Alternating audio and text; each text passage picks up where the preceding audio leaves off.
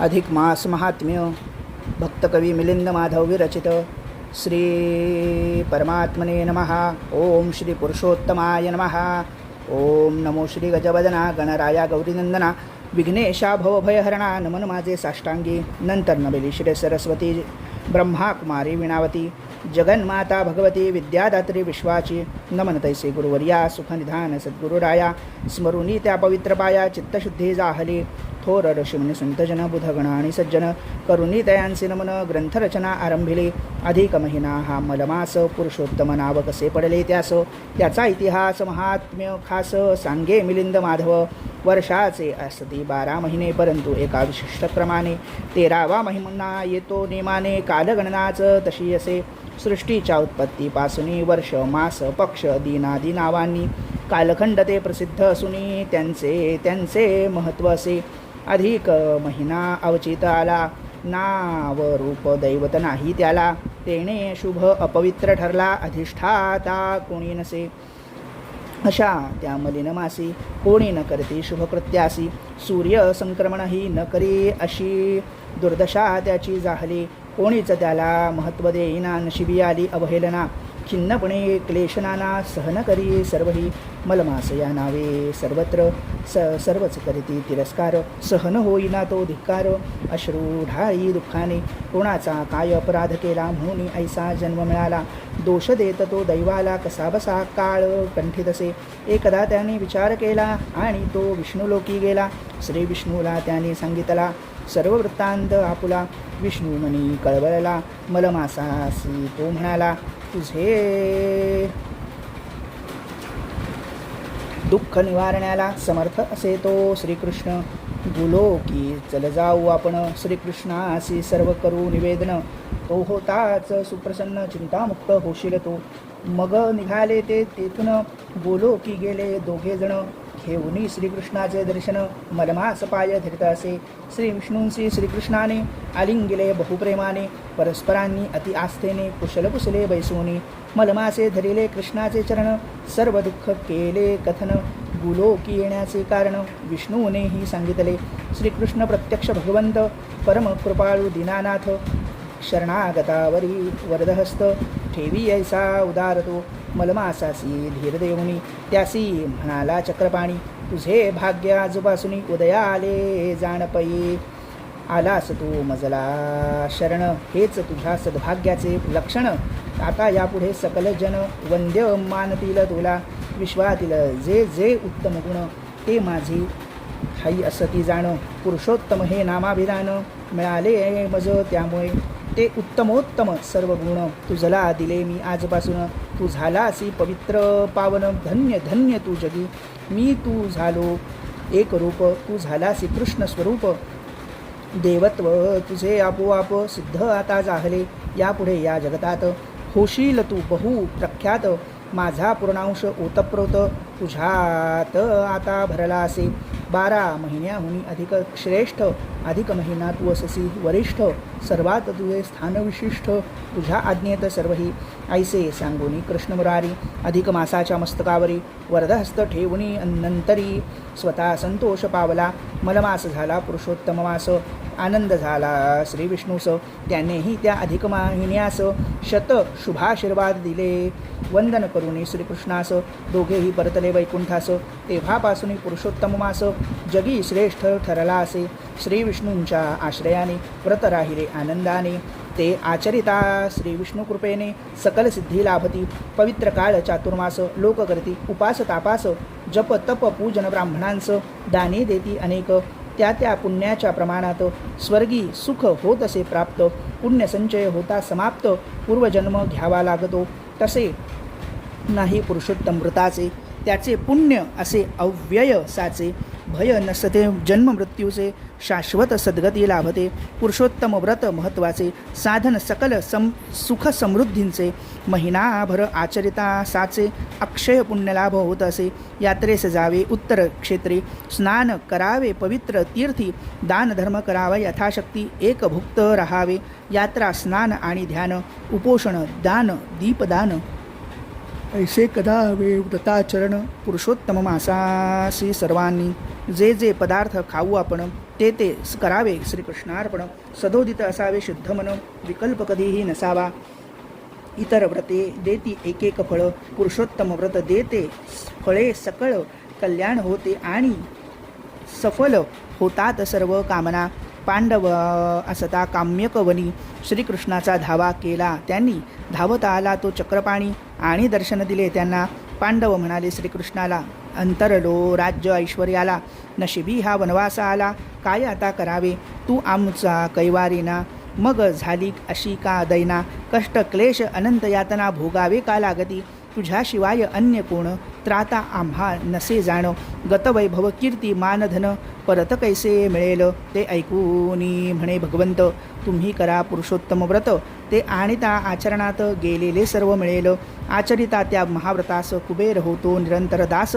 लक्ष्मीही वश होते त्यास, गत साम्राज्यही लाभते.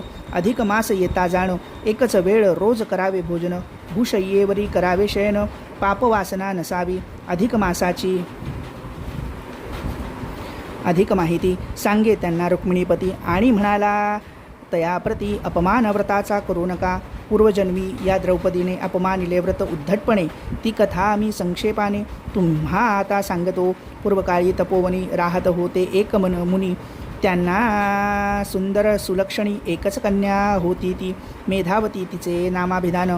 ती असता अगदी लहान, मातृसुखास मुकली म्हणून पिता तिला वाढवी.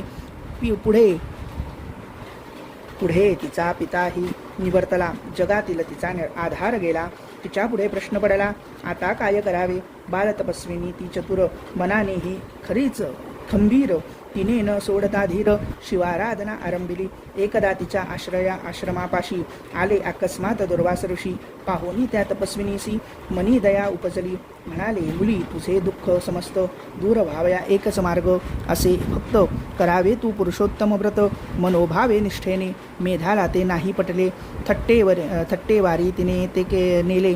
दुर्वासांनी परत उपदेशिले. असे झाले पाचदा. मी आहे खरी शिवभक्त, मला नको ते पुरुषोत्तम व्रत. ऐसे ती हसत हसत दुर्वासांना म्हणाली. क्रोधायमान झाले ते ऋषी. त्यांनी शाप दिला तीसी. अपमानिले तू व्रतासी, परिणाम घोर भोगशील. पुढे तिने उग्र तप केले. कैलासपती मग प्रकट झाले. दर्शन देऊन तिला म्हणाले, माग काय हवे ते.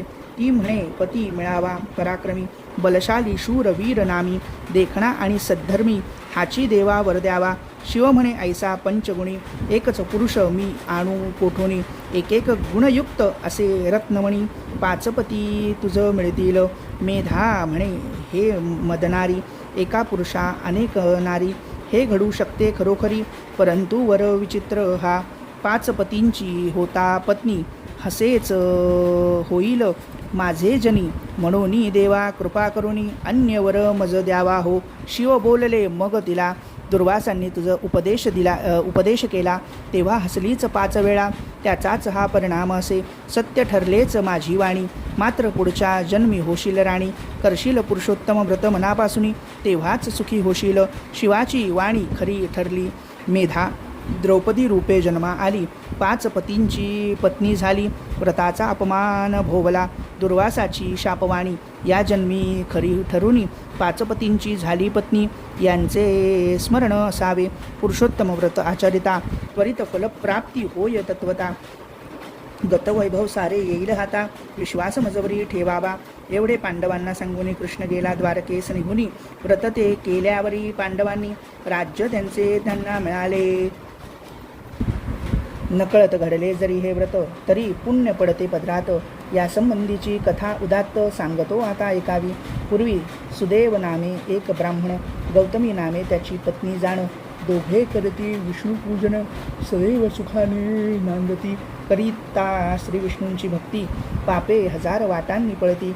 अंती होते मोक्षप्राप्ती, प्रभाव मोठा भक्तीचा. अंबरीश भवसागर तरला, अढळ पद मिळाले प्रल्हादाला. सद्गती मिळाली विदुराला, भीष्म विभूषण ही तरले ते. ईश्वर भक्तीचे पुण्य महान, इच्छित फलप्राप्ती होते जाण. म्हणून तो सच्शील ब्राह्मण विष्णुभक्ती करत असे. त्याने पुत्रप्राप्तीसाठी तपश्चर्या केली फार मोठी. गरुड कृपेने त्याचे पोटी शुकदेव पुत्र जन्मला. परंतु पुढे कालांतराने तशाच काही कारणाने त्या ब्राह्मणाच्या दुर्दैवाने पुत्र निधन पावला. गौतमी आणि सुदेव शोक करू लागले. सदैव ईश्वरावरी ठेवून भाव अन्नपाणी वर्जिले. ब्राह्मण पती पत्नी होती कष्टी. कृश झाली त्यांची शरीर यष्टी. वरून होत असे पर्जन्यवृष्टी. त्याचेही भान नसे त्यांना. सुदैवाने तो होता अधिक मास. त्यांना घडले कडक उपास. पर्जन्य स्नानही घडले त्यास पुण्यलाभ झाला अनायासे. आणि नकळत त्यांना धरले पुरुषोत्तम व्रत. म्हणून पुत्र झाला जिवंत. आनंदी आनंद झाला. पुरुषोत्तम व्रत घडले म्हणून पुढच्या जन्मी झाली राजा राणी. दृढ धन्वा गुणसुंदरी नामाभिधानी. अपार ऐश्वर्य भोगिले. दृढ धन्वा होता पुण्यवान. त्याचे पूर्वजन्माख्यान वाल्मिकी ऋषींनी केले कथन. तेव्हा कळले सर्वांना. आता ऐका दीपाख्यान. दीपदानाने मिळते कोणते पुण्य. तेच सर्व वर्तमान ऐका शांत चित्ताने. चमत्कार नामे एका नगरात. मणिग्रीव आपल्या पत्नीसहित होता कसावसा राहत. नास्तिक पापी होता तो. लोभी आणि उद्धट. स्वार्थी आणि तापट. अविश्वासू विषयलंपट. सर्व दुर्गुण संपन्न.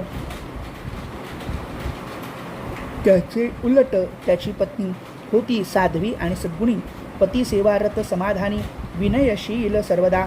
मणिग्रीव होता दुष्ट हिंसक तसाच कर्मभ्रष्ट. त्याचे वरी होती सर्व रुष्ट.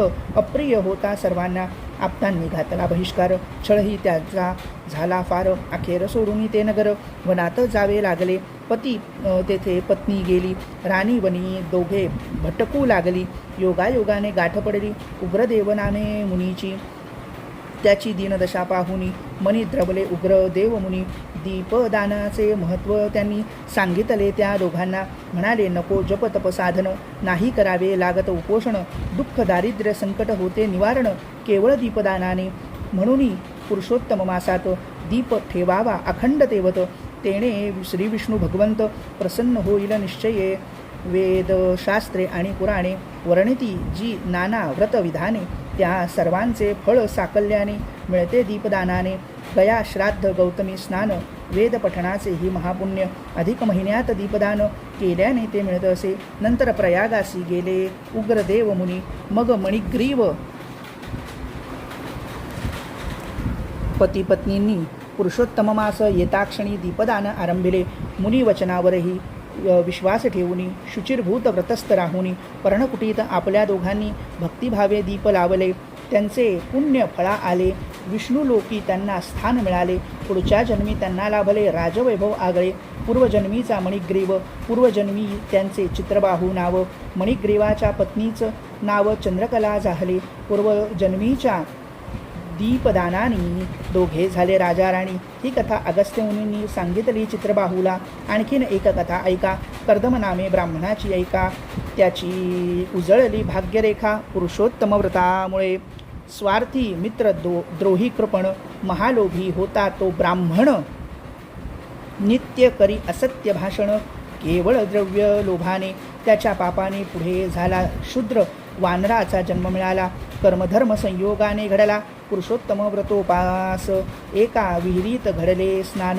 दिसले पुरुषोत्तम व्रत पूजन. नकळत मिळाले अगणित पुण्य. विष्णुलोकी गेला तो. उदया आले भाग्य खरोखर. त्याचा झाला उद्धार. आनंद झाला त्याला फार. विष्णू भजनी लागला. अधिक महिन्याच्या 2 पक्षी येतात 2 शुभ एकादशी. पद्मिनी नाव पहिलीसी. दुसरीचे नाव परमासे. संबंध महिन्याचे व्रताचरण. ज्यांना नसेल शक्य जाणं त्यांनी निदान हे ते 2 दिन अवश्यमेव पाळावे. आता अधिक महिन्याचे उद्यापन सांगतो ऐका लक्ष देऊन. त्या महिन्याचा येता अंत्यदिन श्रीकृष्ण पूजन करावे. फापट पसारा सर्व टाळावा. मुख्य विधी फक्त आचरावा.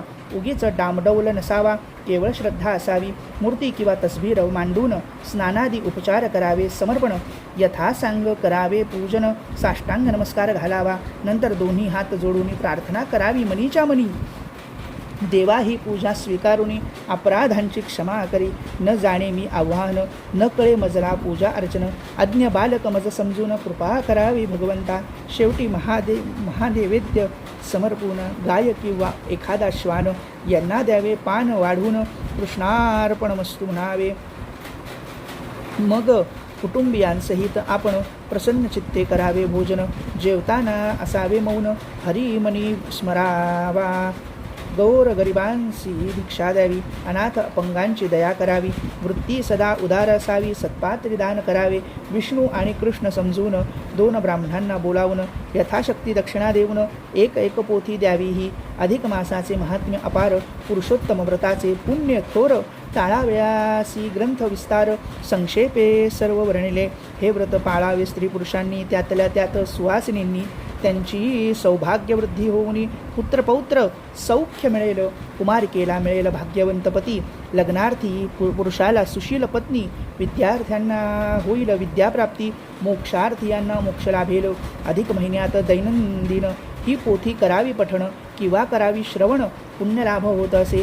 श्री नारायणाने नारदांना, श्रीकृष्णाने हे पांडवांना, सुताने सर्व ऋषीमुनींना पुरुषोत्तम व्रत वर्णिले.